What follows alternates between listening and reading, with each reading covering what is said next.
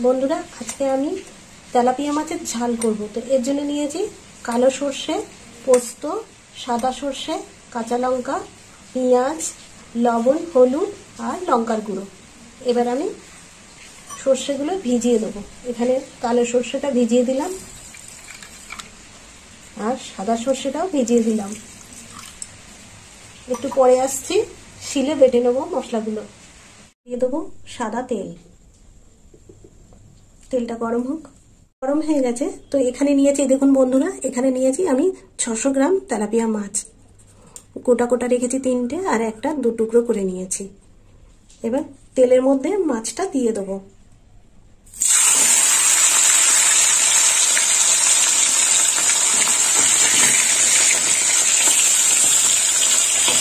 দিয়ে দিলাম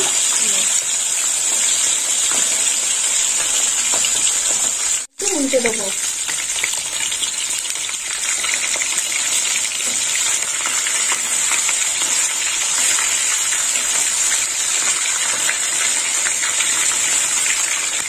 এই মাছটা উল্টে দেবো।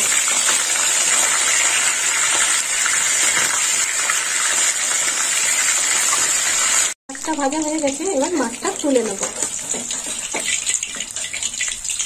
এই দেখুন বন্ধুরা, তেলাপিয়া মাছটা এরকম ভাজা হয়েছে। এই তেলেই আমি বাকি মাছটা ভেজে দেবো।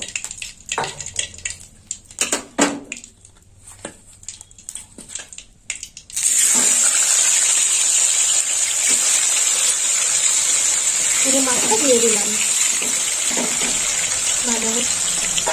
মাছগুলো ভাজা হয়ে গেছে।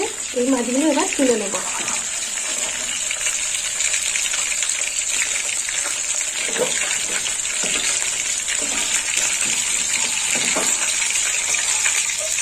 এই মাছটা একটু হবে, এখনো ভাজা হয়নি।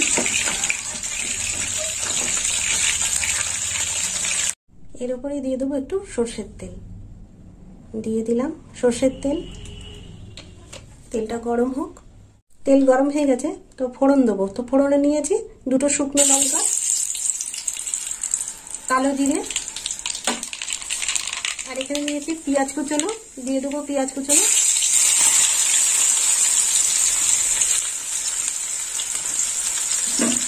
পেঁয়াজটা একটু লাল লাল করে ভেজে নেব।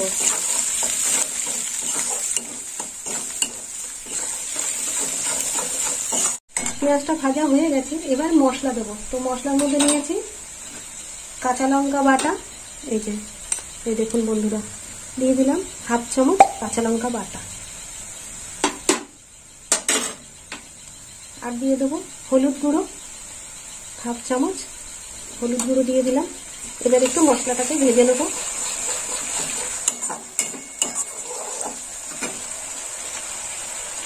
এখানে নিয়েছি লাল লঙ্কার গুঁড়ো। দিয়ে দিলাম 1 চামচ লাল লঙ্কার গুঁড়ো।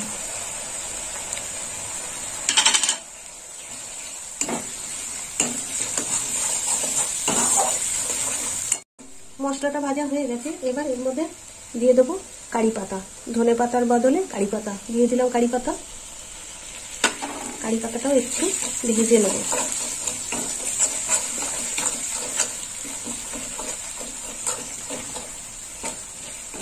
এবার দিয়ে দেবো সর্ষে বাটা। সর্ষে বেটে এই যে গুলে নিয়েছি, সর্ষেটা ছেঁকে দেবো।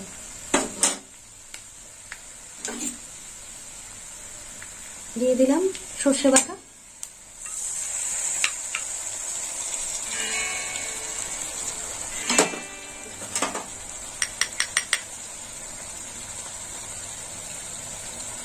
সর্ষে বাটাটা এইভাবে ছেঁকে নিতে হবে।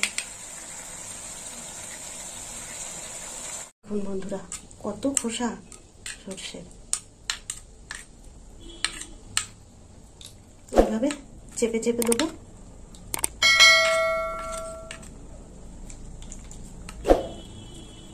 এই দেখুন হয়ে গেছে সর্ষে বাটা দেওয়া। এবার একটু জল দিয়ে দেবো। দিয়ে দিলাম জল। আর দিয়ে দেবো ফুটে উঠুক। এরপর লবণ দেবো।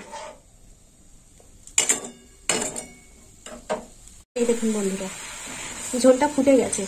তো আমি কারি পাতা দিয়েছি, চাইলে আপনারা দিতেও পারেন, নাও দিতে পারেন। এবার লবণ দিয়ে দেবো, দিয়ে দিলাম 1 চামচ লবণ। আর এখানে নিয়েছি পোস্ত বাটা 1 চামচ, পোস্ত বাটাটাও এবার দিয়ে দেবো। দিয়ে দিলাম পোস্ত বাটা।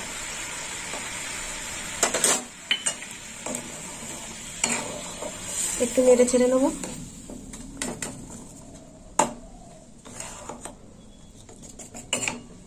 এবার চাপা দিয়ে দেবো।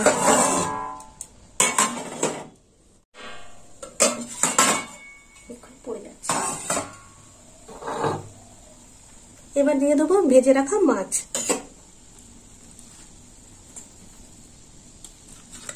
দিয়ে দিলাম মাছ। মাছটাও একটু ফুটবে ঝোলের মধ্যে।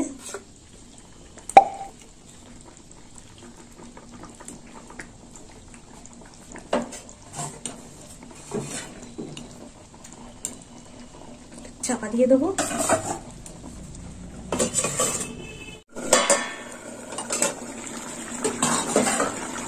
মাছের ঝালটা হয়ে এসেছে। এবার দিয়ে দেবো চেরা কাঁচা লঙ্কা 4টে। নামিয়ে নেব।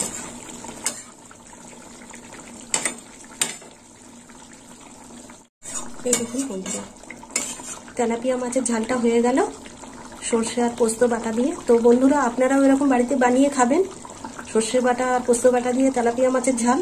আর আমাকে কমেন্ট করে জানাবেন কেমন খেতে হয়েছে। আর আমার ভিডিও ভালো লাগলে লাইক করবেন, শেয়ার করবেন আর সাবস্ক্রাইব করবেন। বন্ধু হয়ে পাশে থাকবেন। এবার নামিয়ে নেব।